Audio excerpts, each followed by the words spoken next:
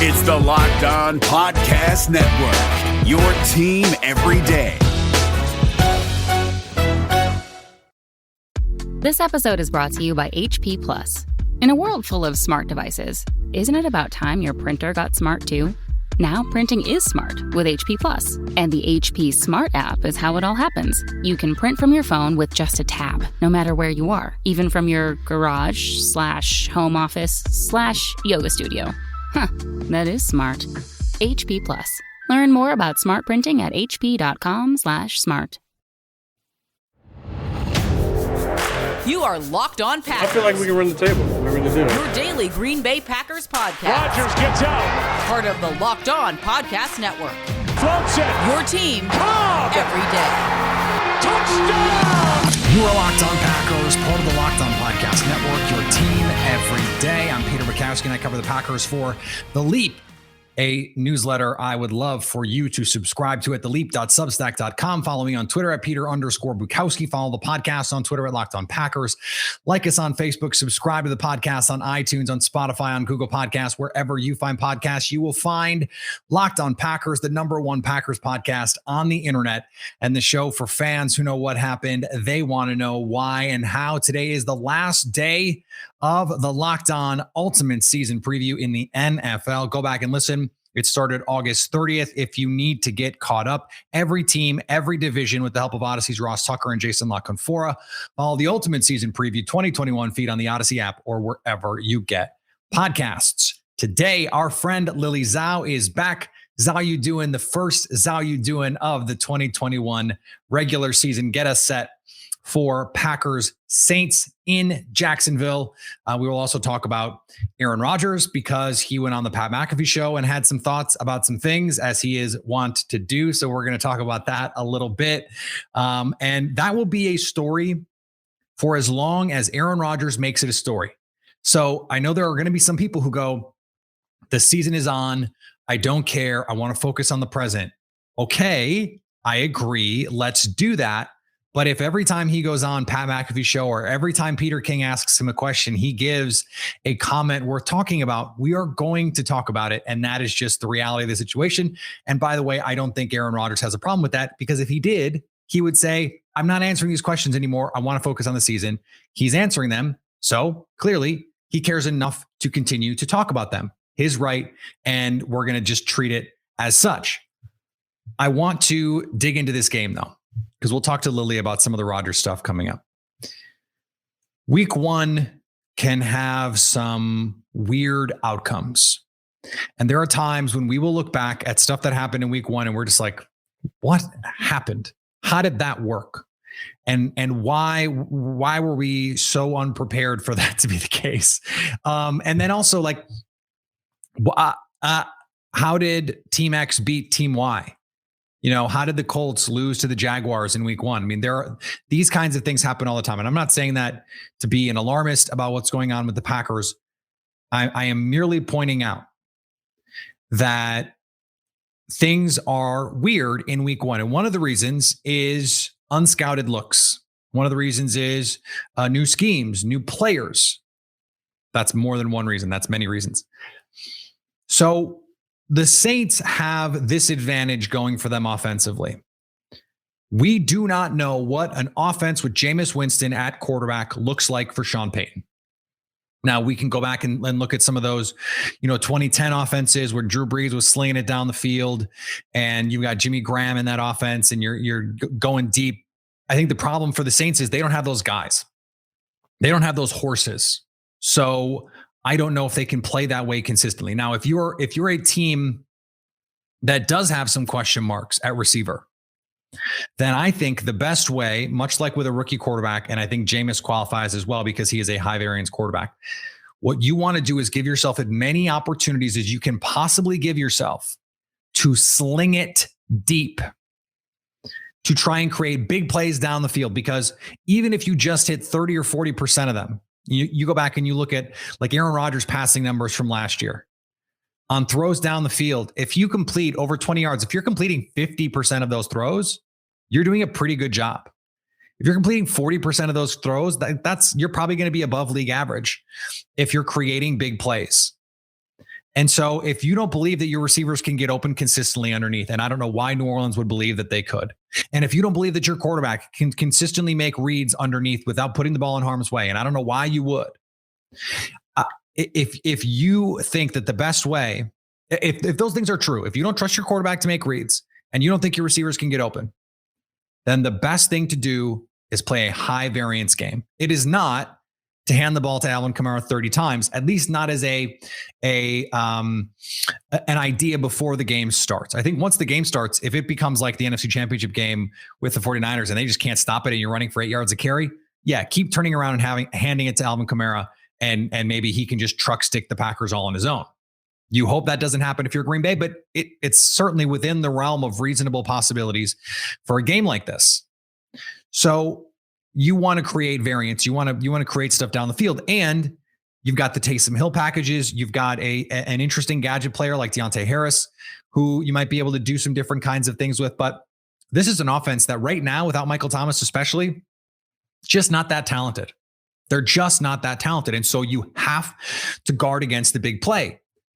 The beauty of this for the Packers is their defense is specifically designed to prevent big plays. This is the perfect week because their defense is unscouted too. We don't know exactly what this defense is going to look like. We think we know. We have some ideas about what it's going to look like. We have some theories about what it's going to look like, but we don't know for sure what it's going to look like. And until they play, and they're probably going to make some tweaks to the system the same way Brandon Staley did. Brandon Staley did not just run a carbon copy of Vic Fangio's defense. Anyone who's doing that is not a very good coach. One of the reasons Brandon Staley is the boy wonder that he is because he did make some tweaks. He made some adjustments. And as a game planner was so effective, as a matchup optimizer, he is such a good coach. Joe Barry doesn't have to be that. He just has to be someone who can get closer to maximizing the talents of every player on this defense, because that is the reason Mike Patton is not here anymore. Because he was not able to maximize what the defense in terms of talent had to offer. So that is an advantage for Green Bay defensively, because you're going to see pre-snap disguise that is not on tape for Green Bay. It's not on tape. They didn't do it last year. You can go watch some Charger stuff or some Ram stuff, excuse me. Brandon Staley is in LA coaching the Chargers now, but was on the Ram staff. And you're going to get some ideas. They're not the only team around the league that plays this defense, but we've never seen the Packers do it. How often are they going to slide Jair Alexander into the slot? How often are they going to lock him on the backside one-on-one when you have a single receiver to that side and say trips to the other side? How often are they going to play quarters versus two high man? How often are they going to play traditional cover two? How often are they going to spin those safeties down and show two high and then play single high? And when they do, how often are they playing man versus zone? These are tendencies that Sean Payton can exploit in week 6, in week 10, in week 15, in the playoffs. He has no track record to do that in this game. So maybe we see some specials. Maybe we see more Taysom Hill to give a little bit of a different look, to mitigate the advantage that you're getting. Because if you put Taysom Hill on the bunch, put Taysom Hill on the field a bunch, 10, 15 times, that is 10 or 15 fewer plays where that sort of pre-snap disguise can hurt you, because the plays that Taysom Hill is running are one read kind of plays. It is, okay, we're going to go zone read, or hey, it's play action shot play, and you either chuck it deep or you take off running. They're not complex pre-snap reads where he's going, okay, I'm picking a matchup, or I'm picking a side, or I'm doing a half field read. I'm going A to B to C.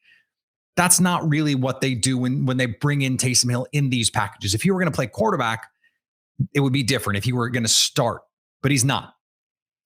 So this is a little bit of a chess game, but it's also a weighing of advantages, because having your offense, and to me, having your offense be unscouted is better. I think Green Bay was able to catch some people offsides in 2019, literally and metaphorically, with the way that they put together their offense. I think more so in 2020, when they were even heavier into the Shanahan tree stuff. I mean, they showed a ton of uniques in week 1, but things that are part of the Shanahan system. They were just things that Green Bay didn't really do before. They don't have that advantage this season. So how can Matt LaFleur push this offense forward? How can they find ways to be unique in week one, to show some unscouted looks? Are we going to see Amari Rodgers on the field as a running back with Randall Cobb in jet motion? And you get the jet fake and you get the fake handoff, or maybe it's a give, but you get the fake handoff and now we're throwing into empty space. Are you going to get Amari Rodgers in the backfield running that shallow motion, and then you've got RPOs? You can either chuck it to Rodgers or hand the ball to Aaron Jones or AJ Dillon, or you can do the same thing with Randall Cobb. The positional flexibility now and the versatility that you have with this group allows you to push this forward. The question is, can you do it? And how much of it are you going to be able to show week one? How much of this can you make unique? How much of an advantage can you create for yourself because this is week one? And how much are you just going to rely on the stuff that you do? And you have Aaron Rodgers and you have Devontae Adams and you've got a good offensive line and a very good play caller. And that's just going to be good enough. Against Dennis Allen, you want to show some unique stuff. And the Packers did it in their game last year without Devontae Adams. And they were able to successfully play that cat and mouse game with Dennis Allen. But we will see if that's something that they can rely on again in this week one. We saw them do it last year. But can they do it in a way that pushes their offense forward the same way it did last year? I think that's a pretty big question. And if they can, I think it makes it even easier for you to envision a path to them winning this game and winning it in impressive fashion on Sunday. It's that time of year again, and all eyes are now on football as teams get back to the gridiron for the start of the season. As always, BetOnline is your number one spot for all the pro and college action this season. Get the updated odds, props, and contests, including online's biggest $500,000 NFL mega contest and the world's largest $200,000 NFL survivor pool, open now at BetOnline. Head to the website or use your mobile device and sign up today to get a 100% welcome bonus. Be sure to take advantage of their opening day super promo, where if you make a bet on Thursday for Bucks Cowboys, they will refund that wager up to $25 for new customers when you sign up with the promo code NFL100. BetOnline, your online sportsbook experts. David Harrison here, the Locked On Washington Football Team podcast, celebrating with you a 21 grain salute to a less boring sandwich thanks to Dave's Killer Bread. I don't know about you guys, but when I eat pizza, I eat it for the toppings, not the crust. And when I eat a sandwich, it's for what's inside the bread, not for the bread. But when I throw a sandwich on 21 whole grains and seeds, thin sliced bread from Dave's Killer Bread, it is the epitome of addition by subtraction. That thin sliced bread lets me focus on what's inside the sandwich, but also adds to the sandwich with killer taste, killer texture, killer nutrition, a subtle sweetness, and a seed-coated crust. Dave's Killer Bread is America's #1 organic bread for a reason. It tastes so stinking good. Dave's Killer Bread is made with the highest quality organic and non-GMO ingredients and is power-packed with whole grains, fiber, and protein. Visit daveskillerbread.com to learn more and look for Dave's Killer Bread in the bread aisle of your local grocery store. It is time for the first edition of the 2021 Packer season of Zhao You Doing. Joining me now from Fox 6, Lily Zhao. It's Packers and Saints from Jacksonville, at least for now. We're getting a little bit of a weather scare at the moment. Lily, Zhao You Doing? Hey, Peter, it is great to see your face. It is great to be able to talk to you, like a normal human, I guess, right? With video. As close to normal human. This is like normal COVID human interaction on computer to computer. Yeah. So we did get the first Aaron Rodgers Tuesday as well. And Rodgers said the communication has been better. It seemed like there was some speculation that an interview like this helps prop open that door a little bit to a return in 2022. Are we just bored and reading too much into all of this? Or did you think there was actually some crumbs that if you are inclined to really want to cling to, that you could? You would hope, right? Because we all know that the team is much better with Aaron Rodgers as the quarterback. If you can foster a way to build or to make the relationship better, and that is via communication, because that has been the biggest issue between the front office and Aaron Rodgers. And he has stated this before, and even Gutekunst has said that needs to improve. Right. You can foster a better relationship with that communication. You have to imagine that they are building towards something, as in retaining him after this season. Because the last thing you want to do is, whether they make it to the Super Bowl or not, you don't want this to be the last year with Aaron Rodgers as your quarterback. So I would believe and I would hope that these conversations are going somewhere, and that is in the hopes of bringing him back next year. How much effort are you going to devote to body language doctoring everything Rodgers says this season? Because I am going to say over and over that I'm not doing it, and I'm 100% going to do it. So I'm just wondering if you've just prepared yourself, you've steeled yourself to be like, okay, every time he speaks, I'm going to be going, eh? You have to kind of, because the way he's very he's very not planning what he says, but he is very smart. He's not going to say something completely deliberate, very deliberate. Yeah. And so you have to, when you're able to see him doing an interview where you see his face, he could say something and then be like, right.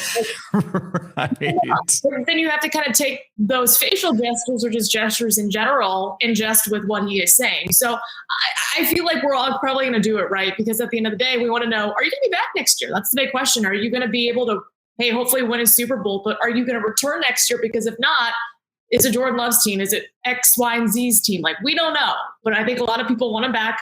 A lot of people want him back. So I think we're all going to be reading into it probably a little bit more than we normally would. You mentioned the Super Bowl, and I think this is interesting because Rob Demovsky wrote in the blurb, every beat writer for ESPN had to put together a blurb, a little bit of analysis, breakout players, bold predictions. And his bold prediction is that the Packers win the Super Bowl and Aaron Rodgers moves on after this season. And I think that set of events is particularly interesting because I have been working under the assumption that if the Packers do in fact go win the Super Bowl, that is potentially the only situation under which Aaron Rodgers actually returns. So do you think, because if they don't win the Super Bowl in almost any circumstance, I think he's out, whether it's retirement or trade. But if they do, what is your belief is the most likely outcome? Let's say the Packers do win the Super Bowl. Oh, I'm split on this because I can see it as a Peyton Manning scenario of you're on the highest of highs. You've just won your second Super Bowl, something you've been wanting for over a decade. And to get to this point has been contentious, right? In the offseason, it hasn't been exactly what you've wanted this far into your career as a Green Bay Packer. So I can see the highest of the highs of winning a Super Bowl and being like, that's good. I'm good. I'm good with where we're at. We're all happy. We're content. And I'm going to take my talents elsewhere. But then on the other side of it, we're fostering a better relationship with the front office. The communication will be better. Hopefully, obviously, his word will be taken more into these decisions. If we can get to that highest level, can we retain that relationship that we have fostered all season long and bring him back to do it again? So I don't know. That's a great question. I would like to believe that if they hopefully win the Super Bowl, he comes back and he can finish his career as a Packer, because that relationship will be not mended, but will be in a better place than where it was this offseason. So I would like to believe that, he will come back to Green Bay if they can win a Super Bowl, but then it wouldn't be outlandish to say he rides off into the sunset if that's the case. I think so too. I think there is a high degree of likelihood, whether it's the most likely scenario, I don't know, but I think there's maybe a 30 or 40% chance that if they do win the Super Bowl, he just retires. I have to believe part of him, let's say over the course of the season, they give him reasons to believe he will be a part of these conversations. I have to believe there is a big part of him that wants to make this work, that wants the teams, the front office to be telling the truth about that, and makes him curious to say, okay, what could this look like? What would one offseason of this, and then let's go from there. What would that look like? Doesn't there have to be part of him that's just going, okay, maybe this works? I mean, we've all been in those relationships that, you want to make work, and then the person makes just the 10% of effort that you want them to make. And you're like, okay, this is fixed. Let's just see. Maybe we can make this work. I don't know. It's tough. And I don't want to make this all about Aaron Rodgers' future, but he opened the door, so to speak. He did. And again, you were right in the fact that, he said multiple times he really wishes he could finish his career as a Green Bay Packer. He loves the fans. He loves Green Bay as a city. That's where he started his career. It's where he got drafted. It's kind of where everything has been with football with him has been in Wisconsin. So you would Right. like to believe that he just wants to retire and go out with a bang on his own terms in Green Bay. And that hopefully is playing up until the last year he can physically play. Because we know he's all in. He wants to win a Super Bowl, and I think they have a great shot this year. But like you mentioned, beyond, what does that conversation hold? But I would believe that, again, like you mentioned, they're putting in the 10%, right? The 15, 20%, hopefully with the front office. Maybe that's just enough to hold him back or hold him in Green Bay and retain him until, hey, maybe when he's like 45 or 50. I don't know. It did. Pat McAfee on the show when Rodgers was on said that he thought Rodgers could play for 8 or 10 more years. And I was just like, I don't know. Like, I don't think Rodgers wants to do that, but I don't think he's wrong to say that he could, because look at Tom Brady is 46, going to be 46 this season, and doesn't show any signs of slowing down. So for the Packers this week, because I want us to turn our attention to New Orleans now, even though it's going to be in Jacksonville. There is this question about weather. And I don't think it's a small question, because now there is this growing chance that it's going to be affected by, some more weather systems moving through this weekend, some potentially strong weather systems moving through. Let's say the game is played in Jacksonville and it is like a monsoon, like it is just pouring down rain. Isn't that like, how do you think that affects the game in terms of the likelihood that Green Bay wins? You would like to believe that it doesn't really change much with the pieces that they have. Yeah, you're going to try to run the football more. You're not going to be slinging it 50 yards down the field, right? If it's just a downpour. You'd have to hope that guys like A.J. Dillon, whether it's Aaron Jones or maybe even Kylan Hill, they can shoulder the load and just pound the rock. That's going to be the issue. The field's going to be soggy if that's the case. You're not going to want to get anybody hurt, because the last thing you want is just to tear an ACL on a soggy field. So I think they would probably play it safe. You don't want to get anybody hurt, especially week 1 of the season, right? Right. That would just be bad the rest of the year. But yeah, it's just it's concerning to see that they weathered the storm in New Orleans with a hurricane. You move the game to Florida, and there's another potential of a tropical depression moving its way through Florida. And you're like, that is not ideal. But I would say, even if there is rain, I know they're going to contend with the heat and the humidity, with hydration. They don't want cramping. If it does rain, like you said, I think they'll still be fine with the pieces they have. It's if it's not one thing, it's another in Florida. That's just always been the case. And so they can't control it. I mean, that's going to be the message all week. Hey guys, we can't control this. We can only control what we can control. All those cliches that Matt LaFleur loves, do your 111th, all that stuff. That does not include playing amateur meteorologist. And, it is something that I think is going to be on players' minds. You have to hope that they're mentally strong enough to handle all of that. As we look at the start of this season, it's a lot of familiar faces, right? I mean, these are a lot of the same guys that we've seen for the last 2 years and longer. In a lot of cases, obviously Aaron Rodgers, almost 2 decades he's been in Green Bay. Are there any of the new faces, whether it's the rookies, whether it's Randall Cobb, guys that you are like, hey, I can't wait to see how they do X or how they use Y early in the season? Yeah, and I think if we start up front, it's, do we see a Josh Myers? Do we see a Royce Newman? It's how do those young guys do protecting Aaron Rodgers? Because we know how well the offensive line held up last year. Rodgers was not touched a lot at all. So can they hold up? I think another intriguing piece is offensively, Amari Rodgers. What's he going to look like when he gets a shot? But I think, like you mentioned, Randall Cobb, we didn't see a lot of him at all in the preseason. At all. And we know we've seen what he can do in the past, but how does he really mesh with Matt LaFleur's offense? What can he really do in the slot again? And I think the intriguing piece is, can A.J. Dillon, what can he do behind Aaron Jones? A lot of offensive pieces. Quadzilla season. And then on the flip side of the football, I think I've talked about Eric Stokes ad nauseum, but I'm excited to see what the youngster can do when he's out there. I think everyone is. He's got to be the guy that I think, especially defensively, everyone is really zeroing in on. I'm anxious to see what Rashawn Gary can do, because Zadarius Smith got back out there at practice on Monday, posted a relatively cryptic Instagram post about seems like he's working toward trying to play week 1, whether or not he's able to do that. Very much still a question, and we talked about that on yesterday's show, how that could affect this defense, especially against a quarterback that wants to turn the ball over. He wants so badly He wants so badly to turn the ball over. Rashawn Gary is the guy. He's going to start if Za'Darius can't go, might start anyway. And so let's see against two really good offensive tackles if he's really ready to make that step. I'm really excited to see that.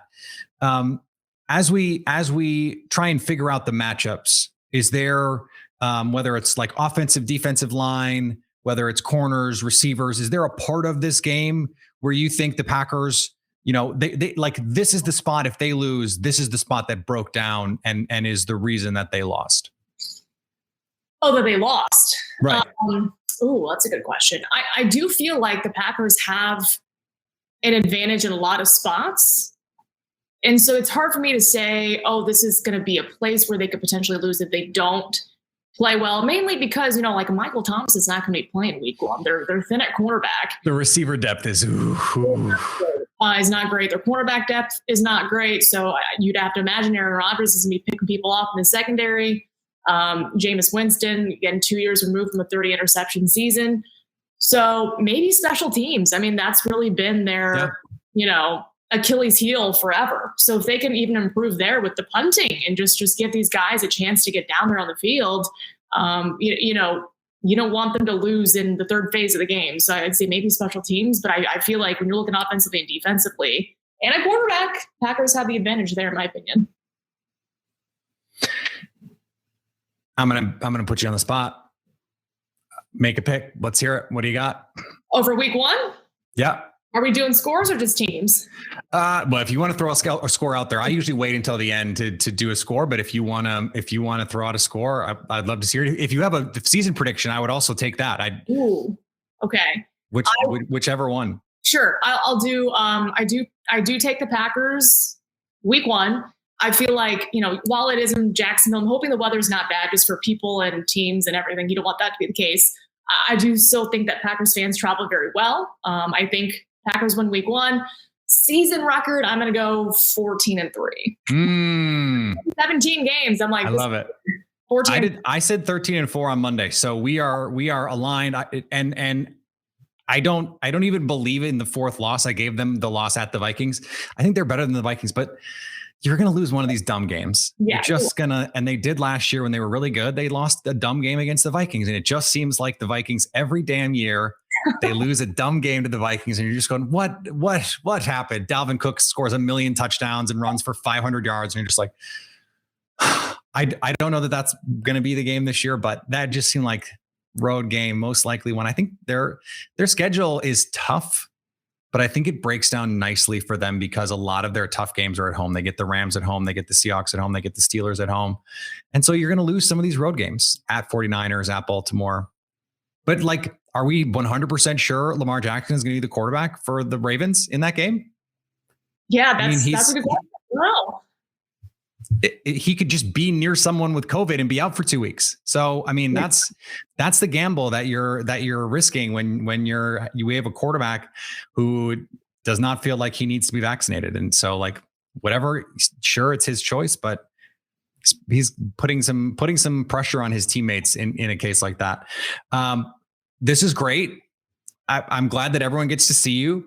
And I'm glad that I get to see you because we do not get to see each other enough face to face in real life.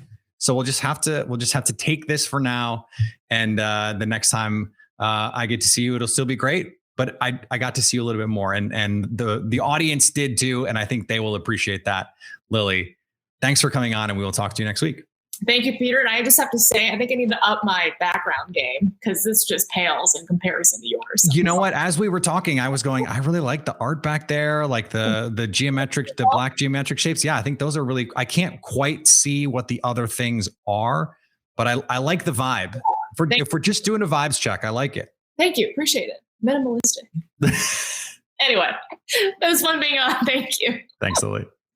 All right. I want to thank Lily for coming on the show. Always great to talk to her. Today's episode is brought to you by Built Bar. Built Bar is the best tasting protein bar ever. It's the protein bar that tastes like a candy bar with 9 delicious flavors, coconut, almond, and both of those coconut flavors. They are awesome. Cherry, raspberry, mint brownie, peanut butter brownie, double chocolate, salted caramel, plus a slew of limited time flavors, each one more delicious than the last. And I love them.